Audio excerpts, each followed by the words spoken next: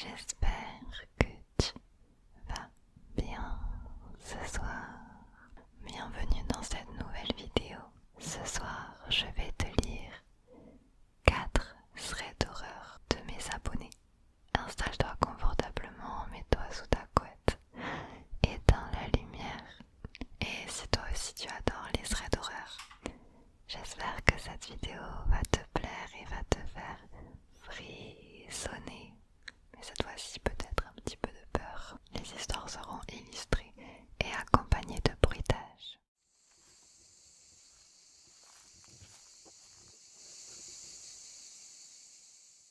Nous commençons avec Anaïs, l'histoire d'Anaïs qui a 30 ans. 30 ans quand ça s'est passé. Et voici son histoire. C'était un décembre 2018. Quelque part en Isère. Nous sommes le 29 décembre 2018, en fin de journée vers 18h. Il fait presque nuit, le ciel est dégagé et éclairé par la lune. La température est assez basse, environ 3 degrés.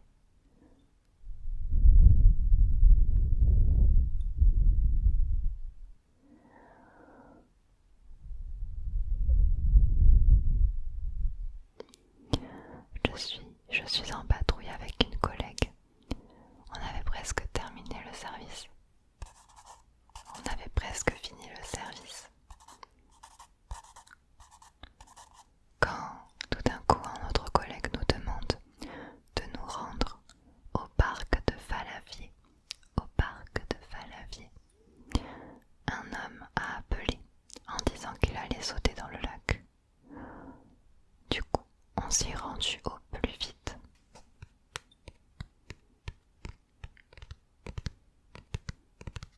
On rentre dans le parc à pied, on presse le pas.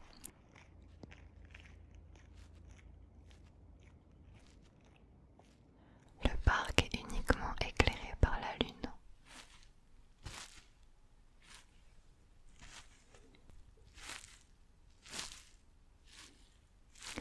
La lune, pour seul éclairage, se reflétait à la surface de l'eau.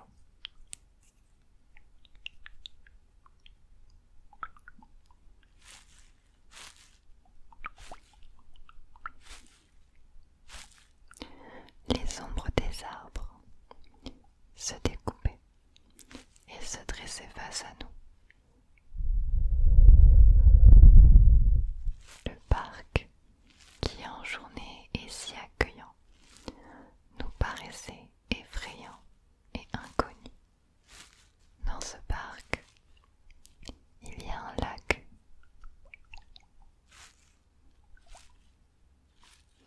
Avec un ponton et une légère pente avec une petite plagette.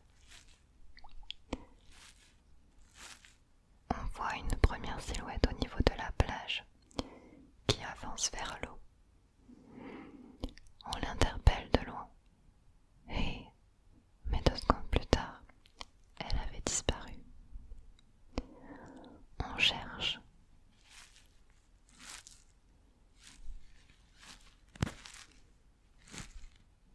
Et on finit par le retrouver, notre homme, sur le ponton. Il se retourne vers nous et saute dans l'eau. On se précipite alors, on court vers lui et en arrivant, on le voit s'éloigner vers le centre du lac.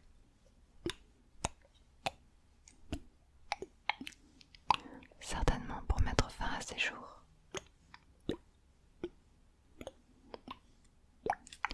Après une courte hésitation et un regard à ma collègue, je saute à la suite de l'homme. Je nageais à l'aveuglette et l'homme disparaissait par moments sous l'eau. L'eau était froide, me coupant la respiration un moment.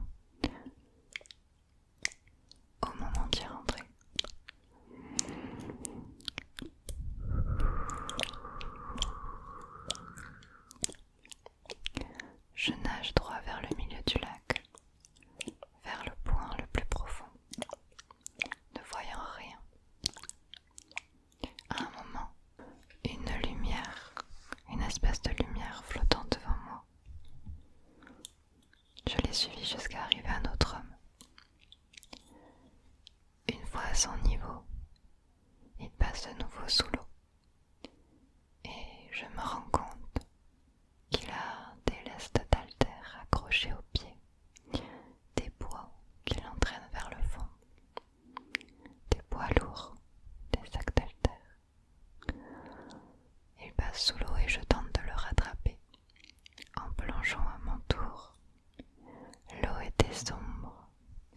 Je n'y voyais rien, rien du tout. Puis il y a encore cette lumière qui me quitte en voulant remonter. Je sens comme des mains qui m'agrippent et qui essayent de me tirer vers le fond. J'arrive à remonter tant bien que mal, en ramenant l'homme au bord. Je réussis à ramener l'homme au bord, malgré le poids.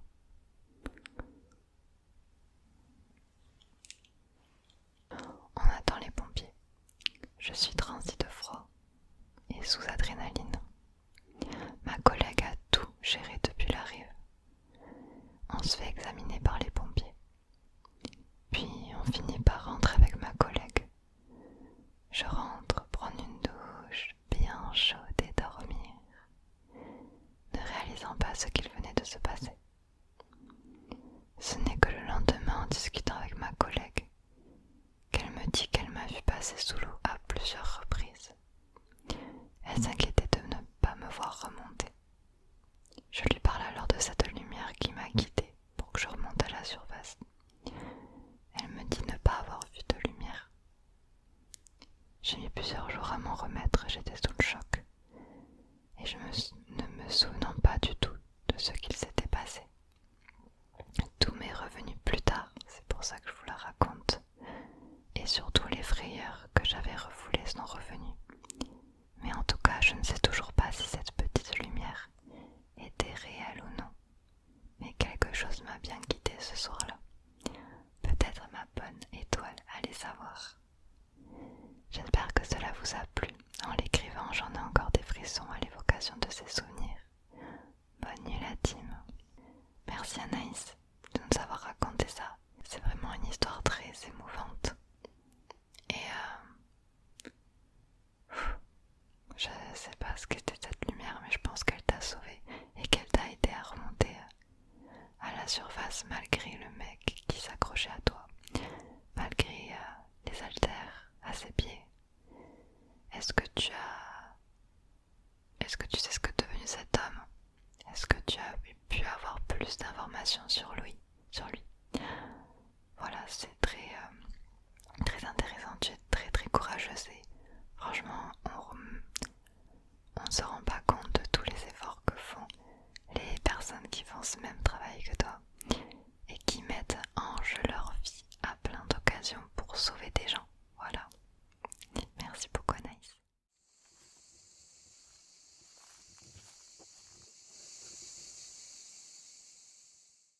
On passe à la deuxième histoire qui est celle de l'abonné Dévolos. Alors je n'ai pas son prénom malheureusement. Je n'arrive plus à le contacter. On va l'appeler David, d'accord? David, il a à peu près 13 ans quand ça s'est passé. Il dit que son histoire débute il y a 3 ans de ça, donc en 2018, quand il était au collège, en 5e. Il avait un ami à lui depuis très longtemps, depuis la primaire, qui s'appelle Adil. David et Adil. Comme à leur habitude, ils rentrent du collège, donc ils sortent du collège et ils empruntent un passage piéton. Ils font attention au feu, etc. Ils marchent dans la rue tout simplement pour rentrer chez eux à pied. Puis tout d'un coup, ils croisent le chemin d'un enfant qui court. Un enfant qui court très vite, avec un bonnet rouge.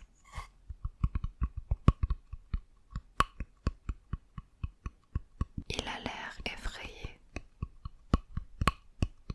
Et les deux garçons se rendirent compte qu'ils avaient déjà vu ce garçon, certainement de vue dans leur collège. Mais ils ne le connaissaient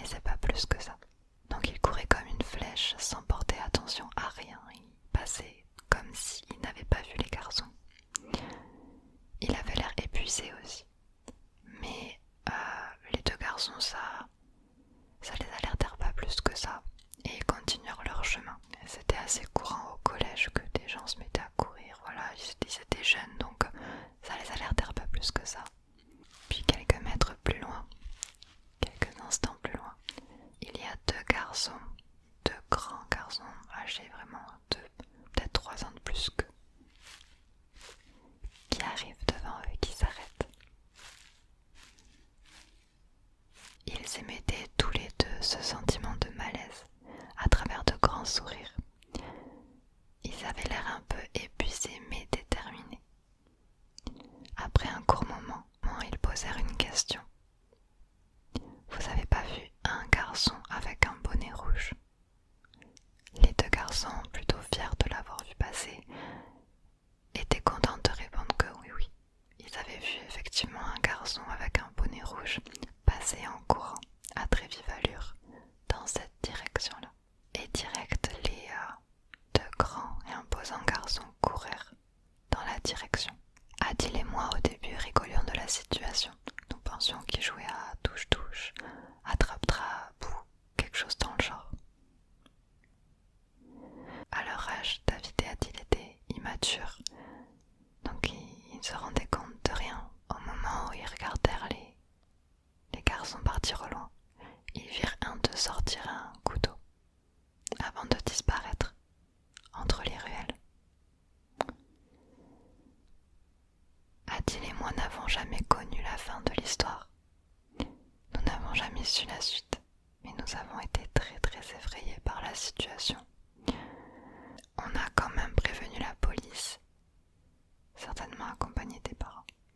Ils ont prévenu la police, mais voilà, ils ne savent pas, ils se sont certainement sentis un petit peu bêtes d'avoir donné la direction d'un enfant en fait qui était en détresse, qui avait peur et qui fuyait d'une situation qui était certainement sous adrénaline. Je sais pas ce qui s'était passé, mais voilà, c'est des choses qui arrivent malheureusement. Les Adil et David ne pouvaient pas imaginer qu'ils donnaient une information qui aurait peut-être pu lui coûter la vie. On ne sait pas ce qu'est devenu le garçon au bonnet rouge, on ne sait pas. Après, de mon point de vue, je pense qu'il n'y a pas eu de victime, parce que sinon je pense que le village aurait été au courant, le collège aurait été au courant. Donc voilà, après c'était passé il y a très longtemps, il y a certainement peut-être des détails qui manquent à cette histoire. Mais en tout cas, merci Devolos de nous avoir raconté cette anecdote qui fait froid au dos. C'est vrai.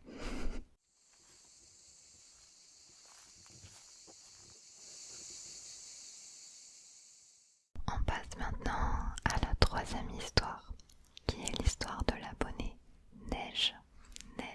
Alors Neige, c'est une jeune fille, une jeune adolescente, 15 ans, 15-16 ans. Elle était dans sa maison quand ça s'est passé. Il n'y avait pas ses parents, mais elle était un soir avec son cousin et le frère du cousin. Voilà, c'est une assez grande maison avec 2 étages. Et elle était dans le canapé à regarder la télé. Alors bonjour, mon anecdote s'est passée il y a pas longtemps.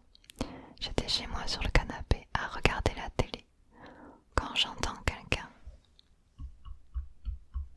qui monte aux toilettes, qui monte les escaliers d'abord. Sachant que le salon est au premier étage, les toilettes qu'elle a entendues est au dernier étage et les garçons sont au rez-de-chaussée. Au rez-de-chaussée, il y a aussi une toilette. Donc le cousin et le petit frère sont au rez-de-chaussée. Du coup, elle est au salon, elle entend quelqu'un monter là-haut. Elle se dit, bon, c'est peut-être un des garçons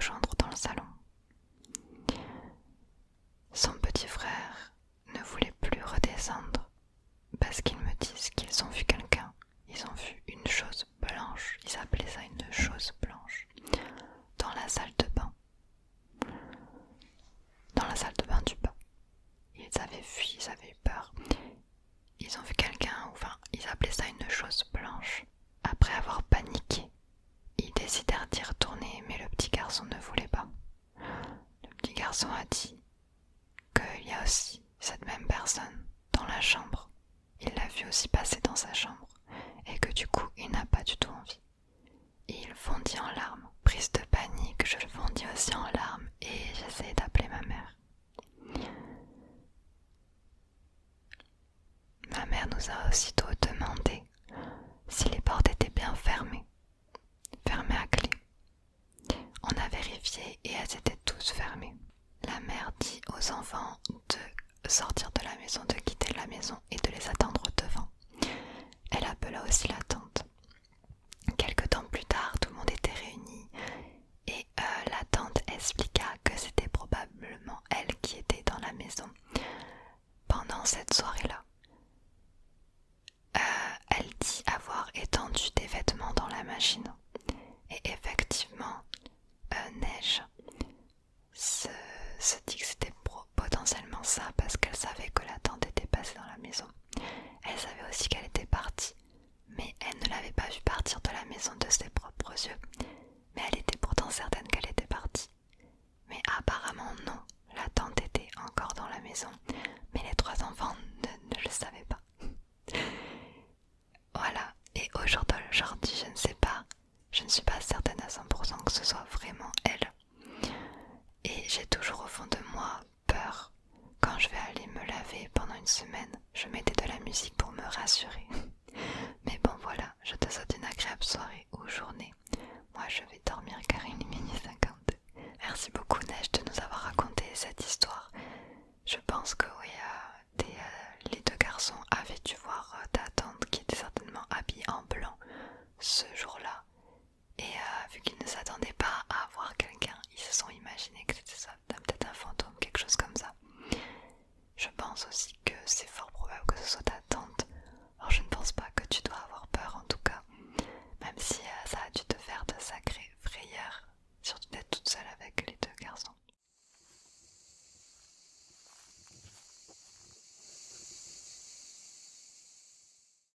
Alors la dernière histoire, c'est l'une de mes préférées. C'est parti. Alors en fait c'est l'histoire de l'abonné qui s'appelle Creeper07. Ça s'est passé l'année dernière, ce qu'il nous raconte. Il s'appelle Léo, il a 13 ans. Et l'histoire qui suit s'est passée en Corse avec son cousin. Voici mon histoire. L'été dernier, une nuit dans ma maison de vacances, j'étais avec un membre de ma famille, mon cousin. On passait le temps durant cette soirée d'été et on discutait la nuit pour faire passer le temps pendant que les parents dormaient déjà. Ils faisaient pas de bruit du coup dans leur chambre. À un moment, on entend une fenêtre du rez-de-chaussée s'ouvrir. Et on trouve ça bizarre, vu que tout le monde dort à cette heure-ci. On décide d'aller voir ce que c'est.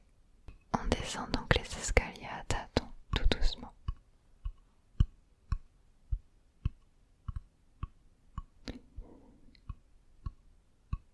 Et en descendant, on a vu quelque chose qui nous a glacé le sang. La fenêtre de la salle de bain est grande ouverte.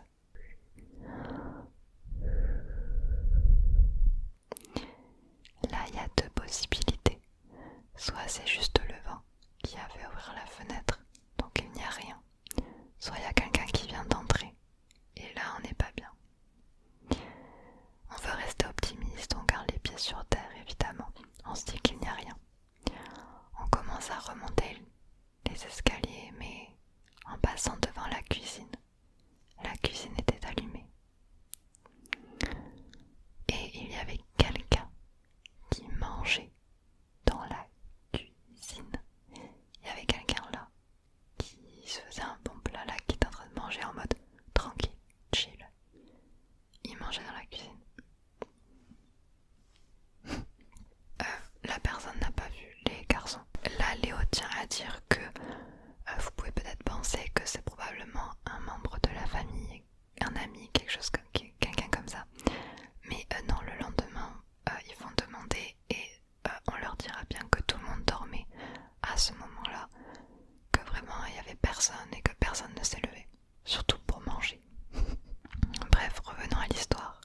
On se met donc à trembler et on décide de remonter sans faire de bruit, en mode hyper tétanisé et paniqué. Ils remontent dans leur chambre. Ils décident de faire un sort de tour de garde, chacun leur tour pendant toute la nuit. Ils n'ont pas trop dormi. Alors, je vous rappelle qu'ils ont 13 ans, ils sont très jeunes. Donc pour eux, voilà, c'était la chose la plus logique à faire, c'était de faire attention, mais de rester dans leur chambre, comme si leur chambre c'était un endroit de sécurité, quoi. Ils ont pas réveillé, ils ont réveillé personne, ils ont attendu le lendemain. Au petit matin, tout était fini. Le pire dans cette histoire, c'est qu'on s'est fait gronder le lendemain, parce que tout le monde a cru qu'on avait grignoté pendant la nuit. Voilà, les garçons se sont fait gronder parce que y avait bien quelqu'un qui avait mangé dans la cuisine, mais c'était pas eux, mais ils se sont fait gronder quand même. Ils n'ont pas été crus par les parents, personne ne les a crus. Et encore aujourd'hui, ils sont preneurs de théories si vous voulez bien les aider pour essayer de comprendre cette histoire. Alors est-ce que c'était quelqu'un de la famille qui a bien mangé ce soir-là, cette nuit-là, mais qui n'a rien dit et qui a même accusé les enfants d'avoir mangé à sa place, de n'avoir rien rangé? Ce serait bizarre quand même. Logiquement, un adulte dirait non, mais c'est moi qui suis venu manger cette nuit, j'avais trop faim, tu vois. Là, non. Donc c'est vraiment étrange. C'est possible que ce soit quelqu'un, un SDF, quelqu'un de sans-abri qui a vu cette fenêtre, qui avait peut-être l'habitude de passer par là, qui savait que la fenêtre était ouverte et qui des fois faisait ça. Alors, est-ce que c'était la première fois? Je ne sais pas, mais ça avait l'air d'être un habitué. S'il mangeait tranquille. Je sais pas. Mais en tout cas, je sais pas ce qui se serait passé si la personne vous aurait vu. Donc les garçons, vous avez bien fait d'être discrets parce que je ne sais pas du tout. Peut-être la personne aurait simplement pris la fuite, je suppose. Mais sacrée histoire, franchement, j'ai jamais entendu ça. Incroyable. Et puis à cet âge-là, forcément, on ne croit pas forcément. Franchement, ouais, je suis preneuse aussi de vos théories. Merci en tout cas à Léo et ton cousin pour nous avoir raconté cette histoire.